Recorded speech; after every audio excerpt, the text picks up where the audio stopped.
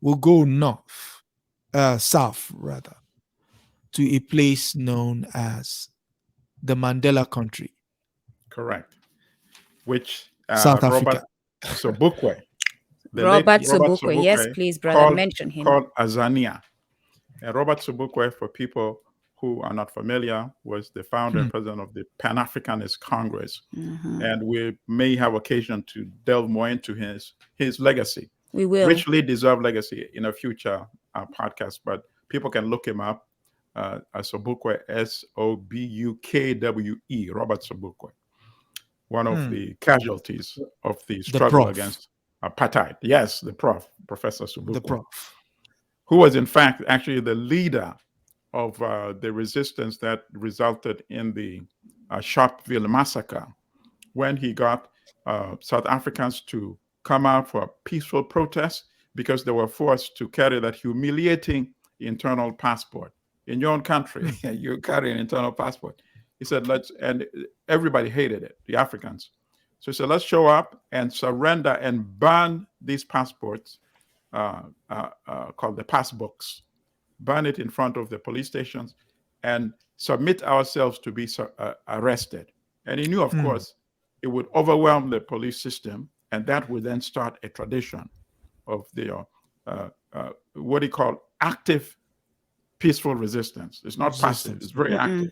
It sounds like what they're doing in Kenya with the dog tags. Exactly. There you go. Time. Right. Yeah.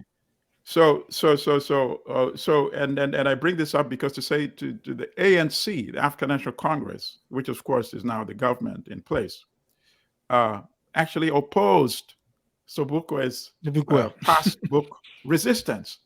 They opposed it. They said, no. It was only after the massacre and the global condemnation of South Africa that the ANC started taking credit, even though it had opposed the march that resulted in the massacre. So I just wanted to give Sobukwe his props as well. South Africa, it's a shame that we speak today in the year 2023. The population, the European population of South Africa, it's about 8%, yet still control 72% of the land. It's not a mistake. Could you repeat that number, please? 7-2. It is 72% of a minority controlling 8%. And that's the whole tragedy, of course. South Africa, of course, was seized in the 17th century when Africans in their humanity invited Dutch travelers who were circumnavigating the southernmost tip of the continent to go to Asia, actually, right? For the spice trade, to go to India and China. Said, you can use a piece of land here as a resting spot. That's how it started, a resting spot. And then they kept encroaching, and started fighting the people who had said, you can use this piece of land. And that's how the history of colonizing evolved in South Africa. And then in the 1880s, the British and the Dutch fought bloody wars in South Africa over land and minerals that didn't belong to them. To see who would control the diamond and the gold. The first, they call it the Boer War. South Africans, the Dutch were called the Boers, B-O-E-R. So the first war was 1880 to 1881. The Dutch, the Boers won. The British recognized, that, okay, this segment of South Africa you own, And then the British, of course, we just went back to replan and to rearm. Came back, they fought the Second Boer War, 1899 to 1902. This time the British won, and they used a tactic that became very, very, that was later refined in Nazi Germany. They used the concentration camps. They confined thousands of Dutch. Almost 30,000 were killed. So if they were willing to kill 30,000 fellow Europeans, you can imagine how many Africans paid the price to resist this imperialism. But then in 1910, the British and the Dutch came together just like the Europeans that come together at the Berlin conference that you mentioned during the Scramble for Africa. So why are we fighting amongst ourselves, right? We should unite so that we can subjugate the African majority. Let them work these mines, and we both benefit from the resources of the mine. And that's what they did. They formed the Union of South Africa, controlled by the British and the Europeans. And the agreement was more like, let the Dutch, the Boers control the politics, and let the English, dominate the economy, right? And then in 1948, 1948, they formalized the system. Apartheid was born. And of course, by that time, they took a lot of the so-called scientific narrative and argument from Nazi Germany, right? But what had happened in 1913, they passed what they called the Native Lands Act. Native Lands Act. Now, it sounds like something that would benefit the so-called natives, but it was the exact opposite. It banned them from owning land in most parts of the country. And that is how the European population ended up owning 87% of the land. 1913, we're talking about. What the Secretary General of the ANC at that time said, it made the African majority pariahs in their own land of birth, right? So let's fast forward a little, because part of the in-between narrative we can deal with in subsequent shows. But by 1994, when Nelson Mandela is elected the first president of independent South Africa, because to me, the pre-1994 era is just colonial era, right? So Mandela is elected, and the ANC government promised that within 5 years, they would have redistributed 30% of the land within 5 years. So let's take this quiz, and I'll start with you, Sister Nduku. Within 5 years, how much of the land do you think had been redistributed? Quick, you have 3 seconds. It must be a lot. None. 2. Okay, you say none. Brother, you have 3 seconds. 1. 0. 2. You both say 0. Okay, both of you, I think you are very geniuses. Ungenerous. No, you're very ungenerous to the ANC. The ANC accomplished a lot more than you both abuse it for. The ANC actually succeeded in distributing 1%. One mighty percentage. One is more than 0. That is huge. That's huge. 1%. That's huge. 1%. Can you imagine? The target was 30%. 1%, right? In 5 years. 25 years after apartheid system had supposedly formally ended, how much of the land do you think had been redistributed? Same quiz. Start with you, Sister Nduku. After 25 years. The same 1%. Okay, and you, brother? They now have 70%, so which means give or take 5% look at you. is gone on, has Look been at you, added onto it. Yeah. The brother was using some He is. some He wisdom. is. He gave 5%. Okay. Actually, 10%. So as we speak today in the year 2023, right? The European South Africans, which I said earlier on, 8% of the population still controls 72%. So we are very far off from realizing the dreams or benefits of the apartheid. So you can imagine how the poverty level in South Africa is. South Africa, according to a World Bank report, is the most, in terms of income distribution, the most unequal in the world, even worse than the United States of America.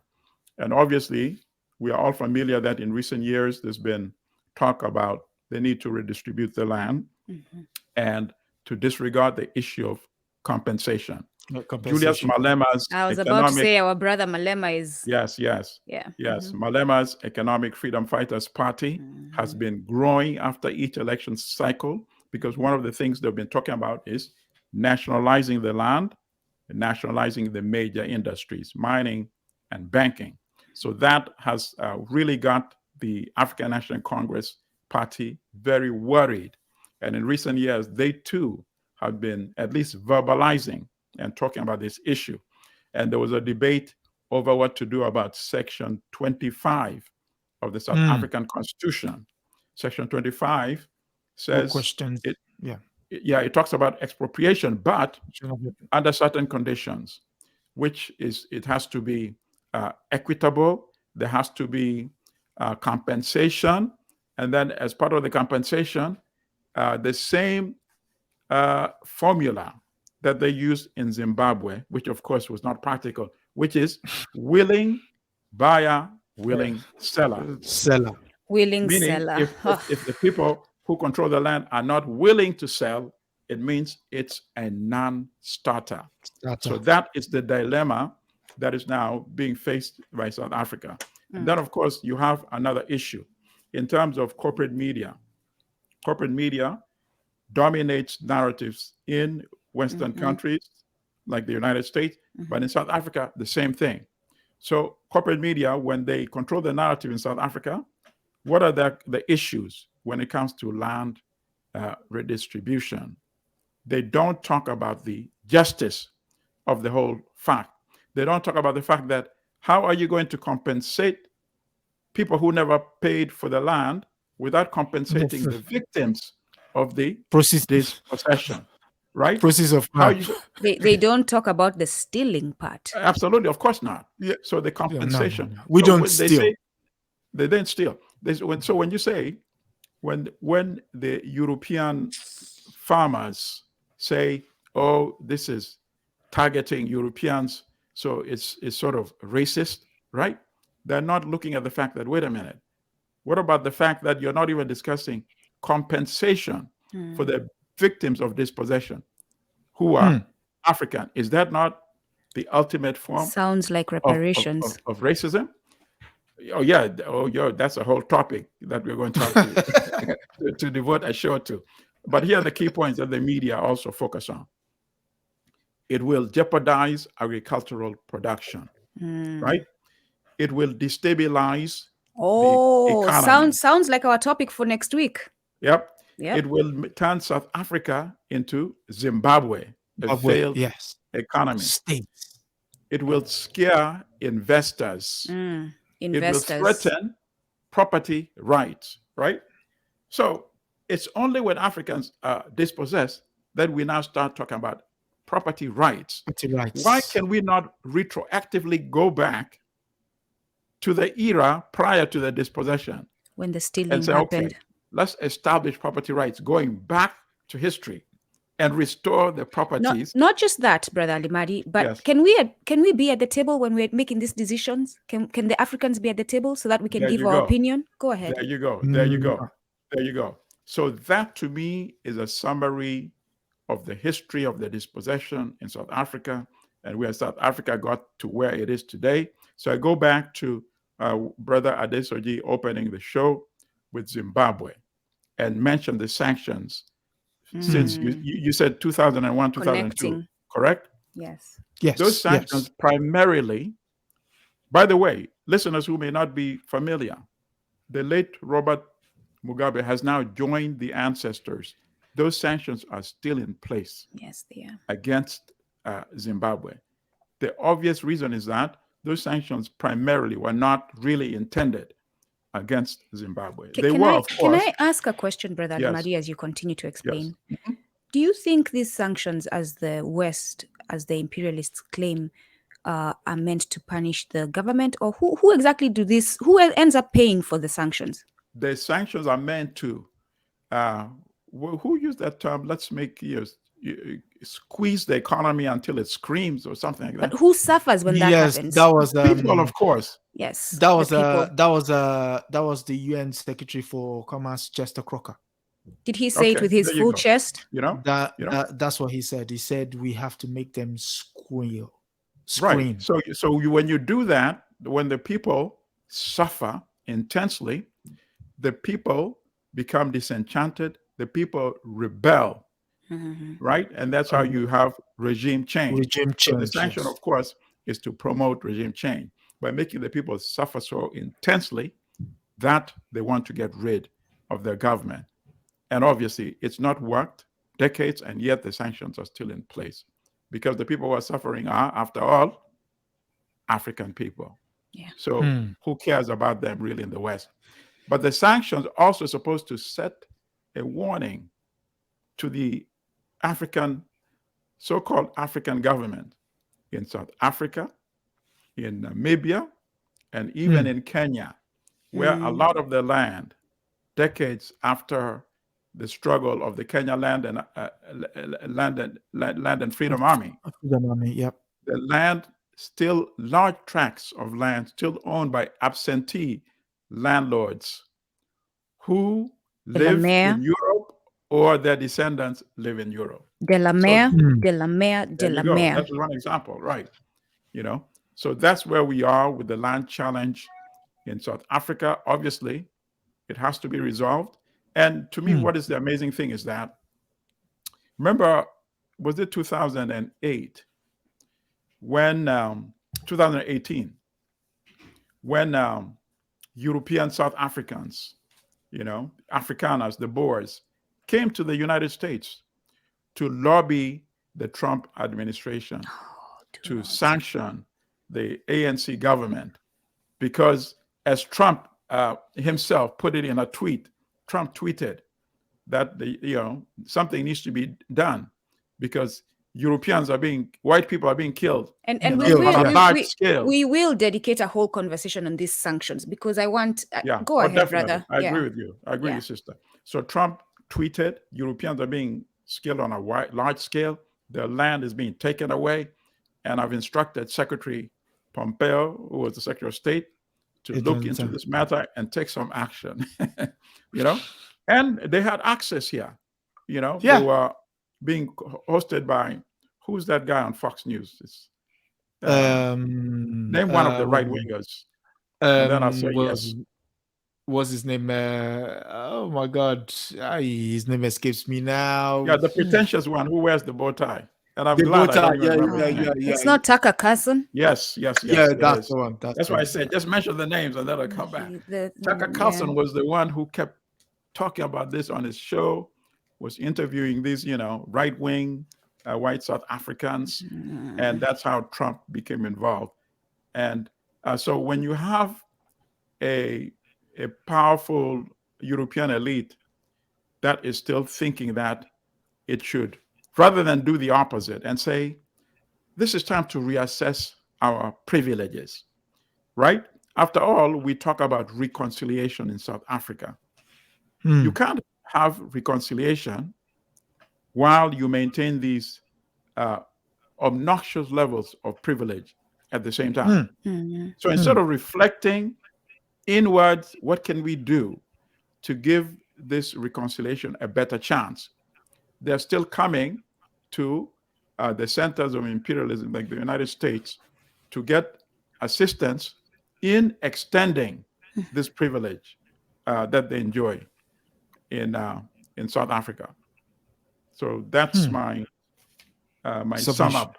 And as you hand over back to Adesoji, I will say, because we have an hour and a half to do our shows, but these conversations, there's so much we can talk about. So I'll encourage you all to look out on our platforms, on Facebook, on Instagram, wherever we are posting them, on LinkedIn. For the extended conversation, we usually have extended conversations on Clubhouse, and join us. And that's where we can hear your observations, your suggestions, because the idea is to